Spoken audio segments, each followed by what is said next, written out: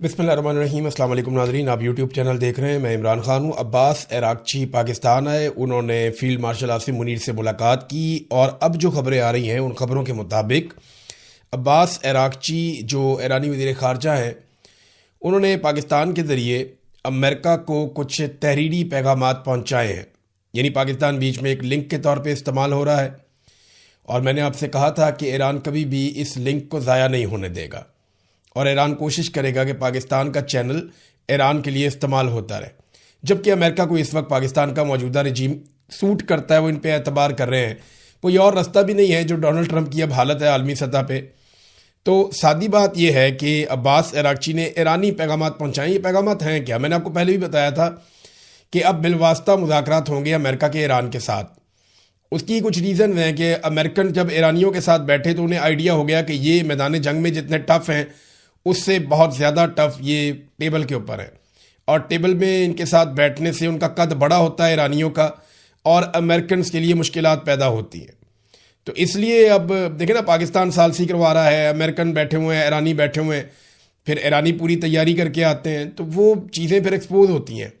बहरहाल ईरान ने अपनी जो रेड लाइन्स हैं या जिन्हें सुर्ख लकीर कहते हैं कि इन चीज़ों से मुताल्लिक हम कोई कंप्रोमाइज़ नहीं कर सकते, वो जो उनकी हदूद है कि यहाँ तक ईरान फ्लेक्सिबल हो सकता है, इससे ज़्यादा नहीं हो सकता। मैंने आपको बताया था कि ईरान कभी भी अपनी यूरेनियम इस बात के ऊपर शायद आमादा ना हो कि वो अपनी यूरेनियम अमेरिका को दे दे कि आप ले जाएं उधर न्यूयॉर्क में, वाशिंगटन डीसी में, वहाँ ले जाके आप रखें और दुनिया को दिखाएं कि ये यूरेनियम वॉर ट्रॉफी के तौर पर हम ईरान से उठा कर ले आएँ। तो ईरान की हत्तुल इम्कान कोशिश होगी कि ऐसा कुछ ना हो। ईरान के अंदर उस यूरेनियम के साथ क्या किया जा सकता है, उसके मल्टीपल सोल्यूशन हो सकते हैं, वो डिस्कस भी हो रहे हैं। बहुत सारी खबरें आपके सामने आ भी चुकी हैं। लेकिन यह कि यूरेनियम के हवाले से जो एक रेड लाइन है वो भी ईरान ने अमेरिका को बता दी है पाकिस्तान के ज़रिए। और आबने हुर्मुज़ के मुतालिक ईरान किस किस्म का सलूशन चाहता है, ये बात भी अमेरिका तक पहुँचाई गई है। देखें, जिस वक्त पाकिस्तान में अभी अरागची आए थे चंद दिन पहले, तो तब ज़्यादा बात आबने हुर्मुज़ पे हुई थी और फिर अरागची फौरी तौर पे ओमान गए क्योंकि ओमान इसमें एक पार्टनर है। मैंने उस दिन आपको मैप दिखाया था कि आबने हुर्मुज़ के दोनों तरफ ईरान और ओमान है, कोई तीसरा मुल्क नहीं है। तो ये दोनों मुल्क आबने हुर्मुज़ को अपनी मलकियत समझते हैं और जो भी फैसला ईरान ने करना है वो ओमान के साथ मिलकर करना है। और ओमान की राय भी जो है वो बाकी दुनिया से मुख्तलिफ है। आपने हुर्मुज़ को या ये जो ईरान के ऊपर अटैक हुआ इसराइल का, अमेरिका का, इन चीज़ों को लेकर अब वो ओमान जाते हैं। वहाँ पे जाके ओमान के बादशाह उनसे मुलाकात करते हैं। उन्होंने बड़ी ज़बरदस्त पोजीशन ले रखी है इस वक्त रीजन में। और फिर वो वापस आते हैं पाकिस्तान और मुशावरत की जाती है, पहले ईरान में फिर पाकिस्तान में मुशावरत होती है और फिर एक तहरीरी तौर पे ईरान अपनी रेड लाइन्स पर मुश्तमिल एक तहरीर पाकिस्तान के ज़रिए अमेरिका को पहुंचाता है। तो मामला यहाँ पे आके रुके हुए हैं। अब देखना यह है कि अमेरिका उसके ऊपर रद्दअमल क्या देता है। ईरानी वज़ीर ख़ारजा रूस रवाना हो गए हैं जहाँ पे वो पुतिन से मुलाकात करेंगे और इसके अलावा वो मुलाकात करेंगे वहाँ पे दीगर जो रहनुमा हैं रशिया के, उनके वज़ीर ख़ारजा भी होंगे, पुतिन भी होंगे, इनसे मुलाकातें करेंगे क्योंकि ईरान का सबसे बड़ा जो इत्तेहादी बनकर सामने आया इस लड़ाई में, जिसने पीछे भी और सामने आकर भी मुख्तलिफ जगहों पे सपोर्ट किया ईरान को, वो रशिया है। जब आबने हुर्मुज़ को ताकत के बलबूते पर खुलवाने का फैसला किया गया और एक करारदाद पेश की गई तो रशिया और चाइना ये दो ममालिक थे जिन्होंने फौरी तौर पे इस करारदाद को वीटो कर दिया था। अभी डोनाल्ड ट्रंप ने एक दौरा करना है, 14 मई की तारीख आ रही है कि शायद 14 मई तक डोनाल्ड ट्रंप चाइना का एक दौरा करेगा और डोनाल्ड ट्रंप की मुलाकात होगी प्रेसिडेंट शी से और वहाँ पे कुछ चीज़ें डिस्कस हो सकती हैं। तो बहुत मुमकिन है 14 से पहले कोई और जंगी हालात पैदा हो जाएं और माजी की तरह जैसे पहले भी डोनाल्ड ट्रंप का एक दौरा मनसूख हो चुका है चाइना के लिए, दोबारा भी मनसूख हो सकता है क्योंकि इस वक्त अमेरिका पूरे खलीज में एक नया फ़िज़ाई दिफाई निज़ाम नस्ब कर रहा है। देखिए, माजी में अमेरिका से बहुत गलतियाँ हुई हैं। अमेरिका ने इस लड़ाई में बहुत एनालिसिस किया और बहुत सारी चीज़ें अमेरिका ने सीखी हैं। बहुत एक्सपोज हुआ अमेरिका भी और इसराइल भी। और ईरान के शाहिद ड्रोन का उनके पास कोई हल नहीं था, बैलिस्टिक मिसाइल्स का वो सही तरह जवाब नहीं दे पा रहे थे। फिर ईरान की तबाही तो बहुत की अमेरिका ने और इसराइल ने मिलकर, उनके बहुत कीमती लोग भी मार दिए। लेकिन सेम टाइम में ईरान ने फ़िज़ाई दिफाई निज़ाम को दरम भरम कर दिया अमेरिका के। और काफ़ी नुकसान हुआ इसकी वजह से अमेरिका को। अब अमेरिका जो है वो एक नया सिरे से, एक नए तरीके से रीडिज़ाइन कर रहा है, पूरे खित्ते में दिफाई निज़ाम नस्ब कर रहा है, फ़िज़ाई दिफाई निज़ाम। और ना सिर्फ वो दिफाई निज़ाम लगा रहा है बल्कि वो अपने बहरी बेड़े लेकर आया है, यहाँ पे भी इंटरसेप्टर्स मौजूद हैं। और अब वो ये बंदोबस्त कर रहे हैं कि अपने लोगों को, अपने अड्डों को और अपने असासों को महफूज कैसे रखना है ईरान से। गुज़िश्ता लड़ाई में अमेरिका को सरप्राइजेज मिले थे काफ़ी सारे ईरान की जानिब से। क्या इस मरतबा अगर दोबारा लड़ाई होती है तो ईरान कुछ नया करके दिखा सकता है? ये एक बड़ा सवाल है। जबकि अमेरिका ने अपनी बहुत सारी कमियां दूर करने की कोशिश की है, लेकिन एक कमी वो दूर नहीं कर पाएंगे जितने हथियार अमेरिका ने चंद हफ्तों में इस्तेमाल कर दिए इस लड़ाई में, इतने हथियार बनने में सालों लग जाते हैं। तो जो हथियारों की एक किल्लत है उसको पूरा करना भी एक बहुत बड़ा चैलेंज है। ख़ास तौर पे इंटरसेप्टर्स, जो थार्ड का एक सिस्टम है, वो पूरा का पूरा दोबारा इनको रीबिल्ड करना पड़ेगा। उसमें बहुत सारे वेपन्स जो हैं वो दोबारा इनको ऑर्डर देने पड़ेंगे, और ऑर्डर दिए भी हैं कई कंपनीज़ को अमेरिका ने, और वो दोबारा से हथियारों की प्रोडक्शन को तेज़ करने के लिए बार बार रिक्वेस्ट कर रहे हैं, बार बार हदायत वो दे रहे हैं। अब साथ में जो उनके एक टॉमाहॉक मिसाइल सिस्टम है अमेरिका के, वो भी काफ़ी उनकी मिकदार में कमी आई है। लगभग 45 से 50% अमेरिका ने इस्तेमाल किए अपने ज़ख़ीरे में से, और दुनिया के मुख्तलिफ ममालिक से वो उठाकर अपना दिफाई साजो सामान वो पहुंचा रहा है खलीज में। तो यहाँ तैयारियां भी हो रही हैं। इसराइल ने एक बड़ी खबर ये आई है, और ये एक इंकशाफ की तरह एक खबर आई मार्केट में और हर तरफ फैल गई, कि इसराइल के और यूएई के ताल्लुकात कितने करीब हो चुके हैं। कि इसराइल ने बड़ी खामोशी के साथ आयरन डोम का जो अपना सिस्टम है वो यूएई में नस्ब किया है, और बल्कि उनकी टीमें भी वहाँ भिजवाई गई, और आयरन डोम का सिस्टम यूएई के लिए बड़ा इफेक्टिवली काम कर रहा है। देखिए, मैं आपको एक चीज़ बताऊं, हमें ना जितना मर्जी कोई ईरान के बारे में दावे करें कि बहुत बड़ी तबाही फेर दी ईरान ने, वो बात सच है कि ईरान ने इसराइल का ये दावा ख़त्म कर दिया कि परिंदा भी पर नहीं मार सकता। तो उन्होंने मिसाइल फेंके इसराइली सरजमीन पे, बिल्डिंग्स तबाह की हैं, नुकसान पहुंचाया है, इसराइली मारे गए हैं, उनका फौजी नुकसान भी हुआ है। लेकिन ये बात एक सच है कि ईरान की जानिब से आने वाले ज़्यादातर मिसाइलों को इसराइल ने रोक लिया था। उनका जो आयरन डोम का सिस्टम है वो एक्सपोज ज़रूर हुआ है, लेकिन उसने बहुत सारे हमलों को, और बल्कि मैं ये कहूँगा कि ज़्यादातर हमलों को आयरन डोम के सिस्टम ने नाकाम बनाया। जितना हैवी अटैक यूएई के ऊपर आया है, और बार बार आया, यूएई की गवर्नमेंट बार बार ये कहती है, अगर वहाँ पे इंटरसेप्टर्स ना होते और फ़िज़ाई दिफाई निज़ाम ना होता तो यूएई के अंदर भी काफ़ी बड़ी तबाही हो सकती थी, बहुत ज़्यादा बड़े पैमाने पे तबाही हो सकती थी। तो ये वन साइडेड रिपोर्टिंग भी मुनासिब नहीं है कि ये कहा जाए कि इसराइली फ़िज़ाई दिफाई निज़ाम या अमरीकी फ़िज़ाई दिफाई निज़ाम मुकम्मल तौर पे नाकाम हो गया। नहीं, ऐसा नहीं है। हाँ, ये ज़रूर है कि उनको पहली दफ़ा ऐसे हमने देखा बेबस होते हुए, और उनकी मौजूदगी में टारगेट ईरान ने अचीव भी किए। ख़ास तौर पे जो नई हिकमत अमली के साथ आया कि ड्रोन्स को और मिसाइलों को वो एक साथ फायर करता था, तो उसमें अमेरिका और इसराइल का खर्चा बहुत ज़्यादा हुआ, अरब ममालिक का भी, और इसके नतीजे में उन्हें नुकसान भी उठाना पड़ा। नाज़रीन, एक बहुत बड़ी खबर हम आपको 2 दिन से दे रहे हैं कि डोनाल्ड ट्रंप के ऊपर किस शख्स ने अटैक किया, ये बंदा कौन है, इसका मकसद क्या था, इसके बारे में ना कुछ बहुत बड़ी बड़ी चीज़ें सामने आ गई। लेकिन मेरी नज़र में जो एक बहुत बड़ी चीज़ है जो मुझे समझ ही नहीं आ रही कि ये कैसे हो सकता है, ये मैरियो नोफेल हैं, बड़े सीनियर जर्नलिस्ट हैं और शानदार जर्नलिस्ट हैं। इन्होंने, मैरियो नोफेल ने एक ट्वीट किया, और एक सबूत जो है वो सबके सामने, पूरी दुनिया के सामने इन्होंने रखा है।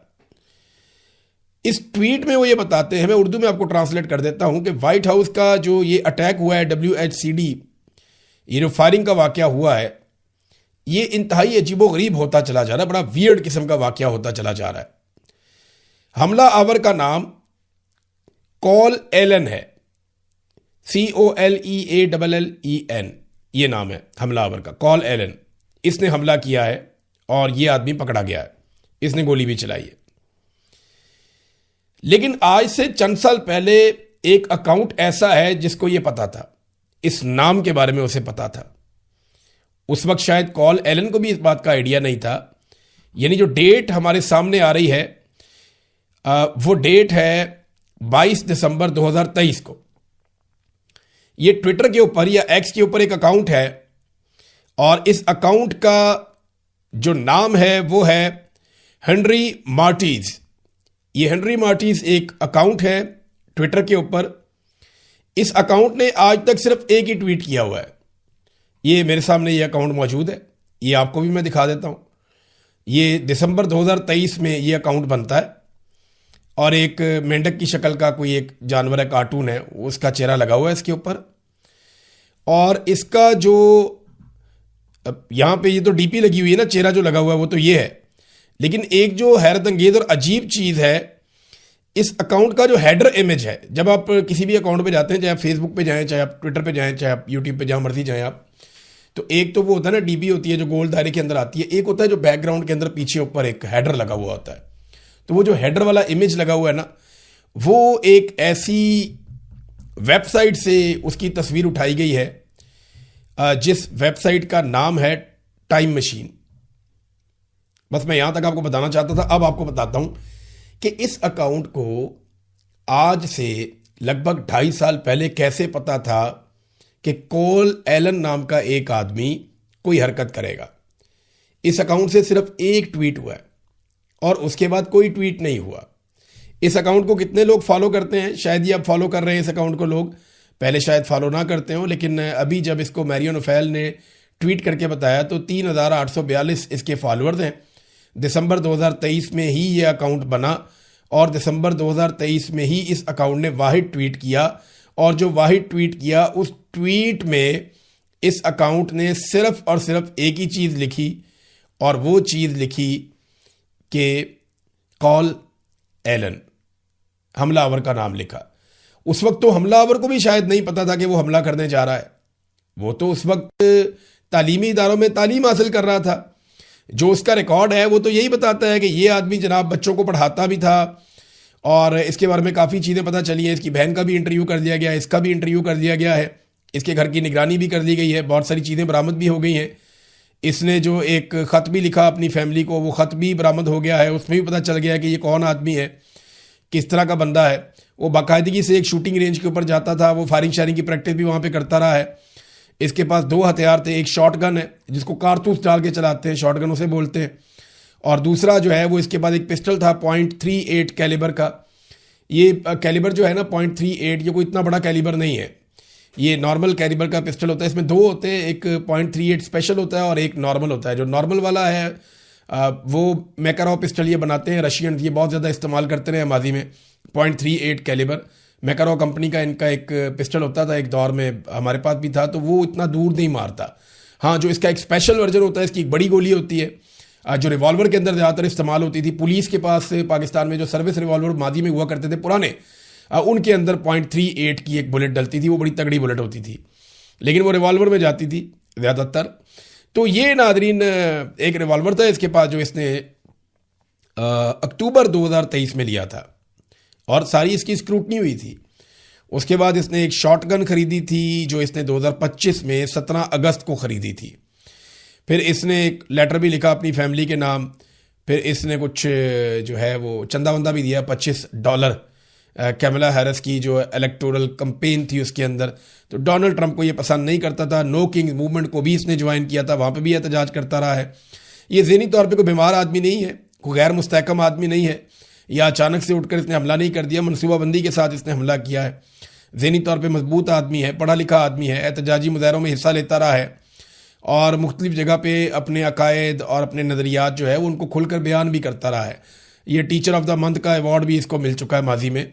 और इसने जो एक लेटर लिखा फैमिली को, वो लंबा चौड़ा लेटर है, गैर ज़रूरी है, लेकिन असल बात ये है, जो इंटरेस्टिंग बात है, टाइम मशीन एक्चुअली इसके ऊपर ना मुझे एक दौर में बड़ी दिलचस्पी थी। मैंने बड़े इसके ऊपर आर्टिकल पढ़े, बहुत सारी चीज़ें पढ़ी। अभी आजकल मेरे बच्चे भी मुझे पूछते हैं कि ये टाइम मशीन क्या होती है और क्या ये टाइम मशीन एग्जिस्ट करती है। सोशल मीडिया पे आप देखें तो इसके बारे में बहुत सारी मिथ है, ख़ास तौर पे 70s में, 80s में, 90s में, उन दिनों में इसके ऊपर बहुत बात होती थी कि टाइम मशीन, कोई आदमी, टाइम मशीन ये है कि आदमी टाइम ट्रेवल कर लेता है। यानी आज के दौर में अगर किसी आदमी के पास टाइम मशीन है तो वो 100, 200, 300, 400 साल पीछे भी जा सकता है, वो 100, 200, 300, 400 साल आगे भी जा सकता है। तो वो टाइम ट्रेवल करवा देती है इंसान को जिंदा हालत में, इसी हालत में वो किसी और दौर में पहुंच जाता है। ये है जी टाइम मशीन का कॉन्सेप्ट। टाइम मशीन नाम की एक वेबसाइट है, वहाँ से एक तस्वीर उठा के इस अकाउंट ने ऊपर लगाई हुई थी और वहाँ पे इसने कॉल एलन ये नाम लिखा हुआ था और इस बंदे ने हमला कर दिया और ये एक ही ट्वीट यहाँ से हुआ था। ये बड़ी अजीब चीज़ है, ये इसीलिए भी रिपोर्ट भी हुई है और लोग इसके ऊपर बात भी कर रहे हैं। अभी इस हमले में मज़ीद इन्वेस्टिगेशन होगी, शायद कुछ और निकाल पाएँ लोग, लेकिन ये एक नॉर्मल चीज़ लगती है। लेकिन एक चीज़ जो नॉर्मल नहीं लगती कि किसी को पहले से कैसे मालूम हो सकता है कि बाद में एक शख्स कुछ ना कुछ करेगा और उसका नाम पहले से ले लिया जाए, ये अब इसका कोई आइडिया नहीं है। नाज़रीन, इसराइल में नेतन्याहू की जो सियासी पोजीशन है वो कमज़ोर हो रही है। देखें, डोनाल्ड ट्रंप की अपनी सियासी पोजीशन बहुत कमज़ोर हुई है। फायरिंग के इस इंसिडेंट के बाद डोनाल्ड ट्रंप की पोजीशन बेहतर होती है या नहीं, ये हम अगला सर्वे आने के बाद बता पाएंगे। लेकिन नेतन्याहू के लिए एक बड़ी मुश्किल पैदा हो गई है, उनकी सूरत हाल में कमज़ोरी हुई। वजह यह है कि दो साबिक वज़ीर आज़म हैं इसराइल के। नेतन्याहू का जो राज है वो 3 दहाइयों तक पहुँचता हुआ दिखाई दे रहा है। तो जो साबिक वज़ीर आज़म नफ्ताली बेंट और यायर लेपर्ड, ये 2 साबिक इसराइली वज़ीर आज़म हैं, इन्होंने अपनी अपनी जमातें इकट्ठी कर दी हैं और अपनी जमातें इकट्ठी करके जो हेड है वो बना दिया है नफ्ताली बेंट को, और ये फैसला कर लिया है कि अब अवामी रद्दअमल शदीद दिया जाएगा और नई जमात जो है इसका नाम रखा गया है टुगेदर, यानी इकट्ठे होकर। वो कह रहे हैं जी अब इसका दौर ख़त्म किया जाए, इसने बहुत नुकसान पहुंचाया है इसराइल को नेतन्याहू ने, लिहाजा इसकी पॉलिसियां गलत हैं, नई पॉलिसियों